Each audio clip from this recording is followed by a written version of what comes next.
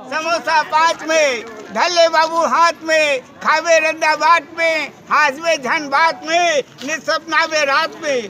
Chhattisgarh him के खेती पे, हिंदी के छे गरम, खाए पिए वर मत कर शरम, धंधा पीछे हो ही धर्म, बोले नहीं मोला शरम, अब कुछ बात के है भरम।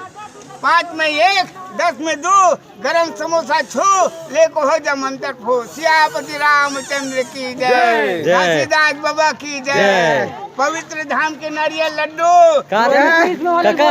काना में काका 5 समोसा 20 में, बेचा था डोकरी के रीस में, दुकान लगाए में। नाम बता, नाम अपन। गौरी शंकर वैष्णव घोटिया, सीजन धंधा कोचिया, माई पिल्लर इथन घोटिया बने वहाँ बेबे तरह पलारी तरह जी पलारी में माई पिल्लर रामायण पालती गुड्डू हमार। अरे बड़े लड़का तबला बजाते, छोटे लड़का मंजीरा, धर्म पत्नी घुंघरू और मूर्ति का कुछ मत दे रहा।